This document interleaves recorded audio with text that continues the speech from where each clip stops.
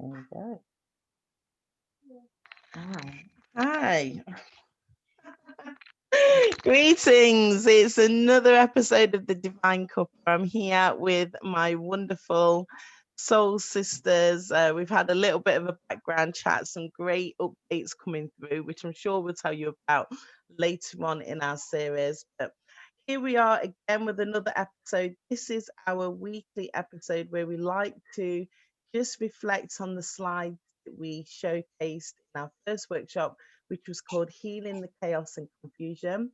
My name's Vanessa and I'm a lifestyle coach working with women to help you help yourself and find more confidence. I'm going to introduce the other women on the call. So I'll start with Deniz. I can see you at the top there, Deniz. Would you like to give a quick introduction, please? Hi, I'm Deniz Mustard, emotional fitness coach, and I help people let go of their emotional pain and suffering.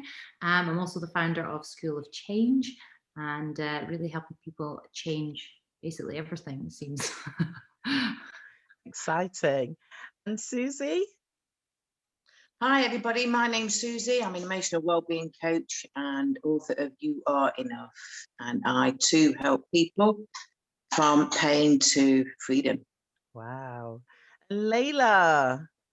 Oh, I'm Layla and I love being here with my lovely ladies. Love you all. Oh, she never really tells you that much, but I tell you, if you could see what she does for this group behind the scenes, then you'll know her introduction would be a lot. Thank you, Layla. So this morning we are speaking, and I've used that word morning. Oh my gosh, I try not to use that word. Does anybody notice when I communicate with you in different formats, I actually don't use the word morning? You notice? Okay. So today, in today's episode, we are going to be talking about how words have power. And it's the spells that have been cast upon the world. So I'm just going to bring up my screen share. And as usual, I just need you to bear with me while I bring it up into the correct view. See that okay? Now, I know we've had some feedback from few viewers saying that our video goes over the writing. I cannot help it. So I have actually moved the faces to the other side, but it's just the way how Zoom records. So if you're finding you can't see the writing here, then please do go back and watch the full episode, Workshop 1, Healing the Chaos and Confusion, which is in my YouTube list. So as I always say, today's, our episodes here are not about regurgitating what we did already, but it's really having a behind the scenes perspective on the workshop. So it's about how spells have been cast upon the world. And as you can see, it's the English language. It's full of curses and hidden spells. So I have got some examples that I want to show with you. And the first one is the word morning. Okay, just break that down. When you say to someone, good morning, just think about what you're actually saying. It's the mourning part. What do we do when we're mourning for others? So let me have some feedback. Whoever wants to give your take first, I'd be interested in how you feel about the words you use in the English language. That was great what you just picked up on. I never picked up on that before, Vanessa. It makes you think twice, doesn't it? It makes you think twice. Yeah. I guess I don't know what I say. It does make you become aware. I think we need to learn to think differently, because once we start thinking differently, we can pan out the life for how we want to go. But that's a really good point, Vanessa. I like that. So that's me. Short and sweet. I just wanted to come in with, it's funny you say about mourning and how it's linked to, you know, that grieving process, death, and it's the same as being awake. Awake is somewhere, you know, you go to visit someone when they're dying, and it's funny how that seemed to link in as well. You know, I just say, when you start looking into words, it's quite curious if you use like an etymology dictionary to look at the roots and how they originated and what their original meanings are. You see there's the progression and there's sort of connotations to words that we didn't always know. But what I wanted to say from what you're presenting here, Vanessa, is that it all links in to being awareness of what we do and what we speak and what we use, you know, because a lot of what we do is habit, or we've been taught it, or it's just something that's been passed down without actually having a full comprehension of where it's come from, what it means, and the significance it holds. So thank you. Not a problem. Deniz, what are your thoughts on this? Yeah, I mean, I hadn't even thought about it. I always felt like the English language had double meanings to a lot of words, that the same but different, and then trying to teach it to, because obviously my background is Turkish, so the way that we learn that, it's like, so for example, for my son, we're teaching him brown. In Turkish, it's kahverengi, which means coffee color, right? So it's very literal. And knowing that quite a lot of the Turkish words are very literal, then, you know, it makes you think when you put a different spin on it, how literal these words are, if that makes sense, you know? Definitely, Deniz. So what I want to say, because I love this now, because from a cultural dimension, okay, I know that you can introduce your other languages when you come back into the discussion. But culturally, I am the only one on the call here who has always known this language in the home. Okay, I'm from a Caribbean background, so the dialect is called patois, which is broken English, and it's actually mixed with Spanish. And I agree with Deniz. I learned German at school, and I definitely noticed, oh, things are very much you say what you see type of thing. And then I was taught that when you change language, you change the thought pattern. So then, as I've grown, my partner's Hungarian, so I've learned Hungarian, not loads, but I, know Hungarian. And again, I agree, Deniz, it's very literal. I'm learning Spanish, and it's very I'm like, wait a minute, what on earth's going on? So before we move on, let's just tell the audience, because it's fantastic. We're a very diverse cultural mix of women here on this program. So just tell us your experience, Suzie and Layla, about the languages you were actually grown up with, and if you have that experience like Deniz is saying. Yeah, I guess I was brought up as a Sikh, so that was Punjabi. But I always found it like every class I went into, I went into classes that English is a second language. Yeah, in the home, it was always mixed. It was half Punjabi and half English. So, you know, and as I got older, obviously I speak English, and I'm married to Paddy, who is Welsh and Irish heritage. So that's strange as well, because I hear Paddy's mom speaking Welsh. So isn't it amazing how language is so fascinating? And but for me, I guess I use English because it seems to be the foundation everywhere, I believe, unless we are in a foreign country.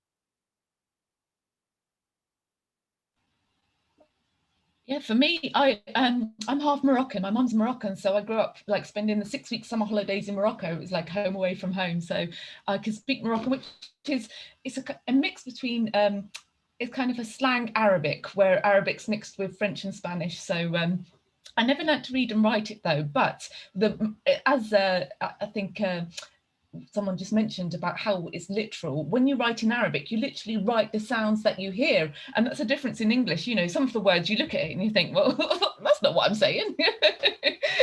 So there is that difference. I also learned French and Spanish at school, and my children's father's Portuguese, so there's been little inputs there, and I can really relate to what Vanessa said about when you're thinking in a different language, it is a different thought process, as in what comes first, as in almost what you prioritize, but it's linked to a sort of a cultural, there's an embedding of a sort of a cultural or traditions, which seem to be, I don't know, sort of incorporated into that. Thank you. That's great, Layla. Thank you for sharing that. I just thought, there's been such a cultural mixed panel. It would be good to hear that. So, as you know, over the last week, I've been sharing information within our inner circle from a fantastic man, Ken Cousins. So any of you that are listening to this broadcast and you wanting to really go deeper into the things that we only touch on in our Divine Cuppas, I would definitely recommend that you do a search for a man called Ken Cousins and it's Gemstone University.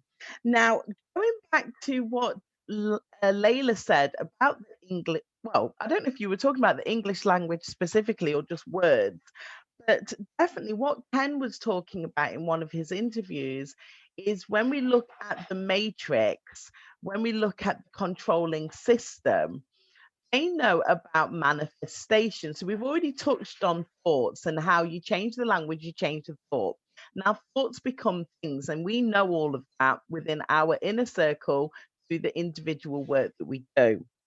And I love this sentence that Ken said in an interview, and I wrote it down. So the sentence is, I wake up in the morning to earn a living. Now, on the face of it, you'd think, oh gosh, I wake up in the morning to earn a living. But as Layla said, what the thought pattern is, and a lot of the construct is around death. Okay, and you'll find out more as you come on this journey with us. Now, if you break that down, as Layla said, what is awake? Awake is when somebody's passed and you go and you have that gathering, that's awake. So this sentence said, I wake up in the morning and earn a living. So we've already explained at the beginning, the word morning, you've got the word mourn at the beginning of the word, and then to earn, when somebody passes away, if they're cremated, you'll put their ashes in an urn.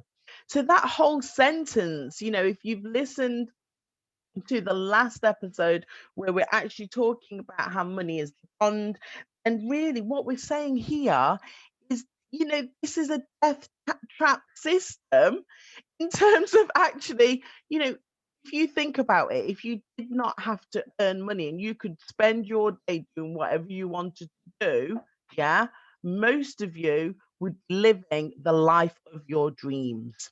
Okay, the whole language is put together, the construct of the language, the way how we say things is keeping that cycle, that perpetuation, thought manifestation into this death trap system. Now, obviously, we're working on the next workshop, which is entrapment and enslavement. So our mindset has now gone a bit further. But does anybody want to add anything to what I've just said there?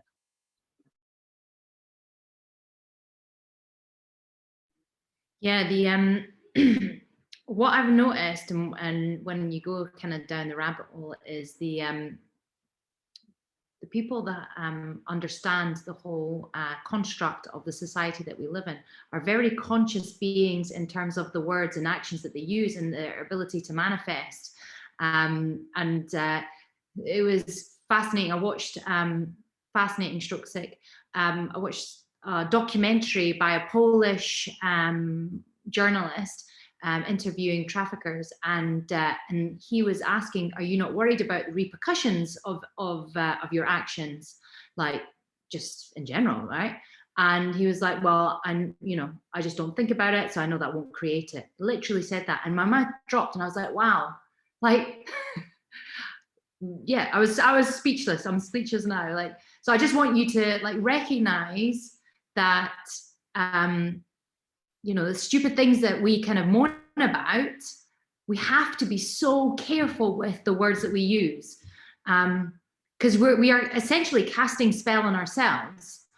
And so if these people who are creating this negativity throughout the world through, trafficking is one of the biggest businesses, and they are conscious of it, why the hell are we not, right?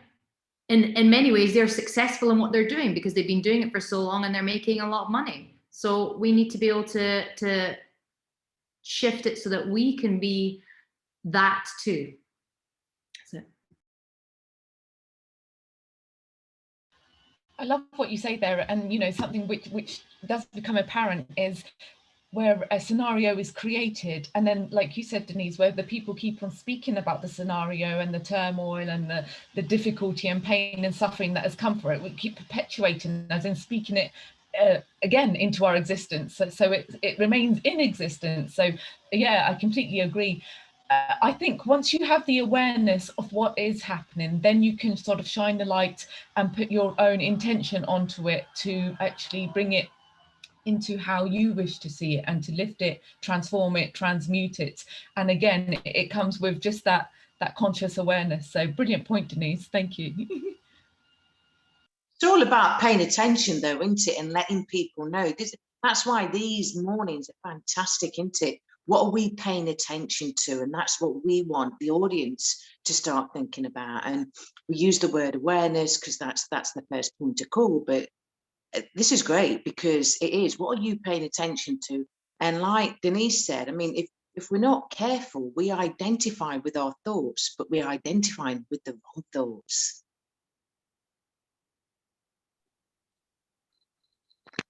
Apologies, I didn't hear the last part because Zented got stuck under a chair.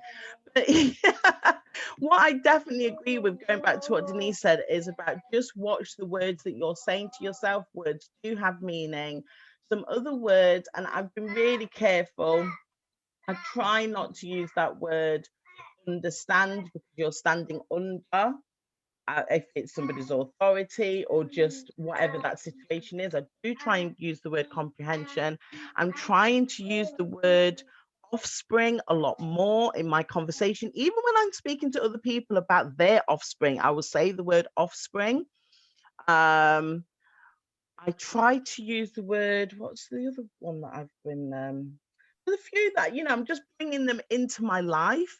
Can we make a list of them? And we can make a list, and the next version, so any of you that are listening, if you haven't already downloaded the resource guide, this version doesn't have it in, but what I will be doing, because my son-in-law actually has the Black's Law Dictionary, has a very good latest version of it. I'm going to ask him to help me to put a table of contents in with some of those words. Oh, another word that Ken Cousin says is don't call yourself a human being, because Matrix refer to human beings as monsters. So you're not a human being, okay? You are a living being. You are a soul. You are a living soul, but you're not a human being. If you refer to, so again, going back to what Layla said at the beginning, even within this movement, with terms being used like, oh, some people are awake, don't say that. And we thought very carefully when we were putting our marketing text together. We don't use the word awake in our marketing text deliberately for this particular reason. So we use words like progressive. I can't think at the moment because I haven't got it in front of me, but I know that we definitely don't use the word awake. So let me move on to the next slide and see what happens. So this slide was just quickly saying, if you acknowledge yourself to be a person and you're saying that you're an employee of the state, so that's going back to the fact that, entrapment and enslavement has been very carefully put together. So just think about the words that you're using. And as I said, next version of our reference guide will give you more information. So I did touch on this slide quite in depth in the workshop, so I'm not going to go into it again, but it's like what Layla said. If you know the etymology, of the word, so that's the root meaning of words, and that can really help you to really choose your words carefully. So does anybody have anything else? What words do you find yourself changing? So for those of you that have looked into it a bit more.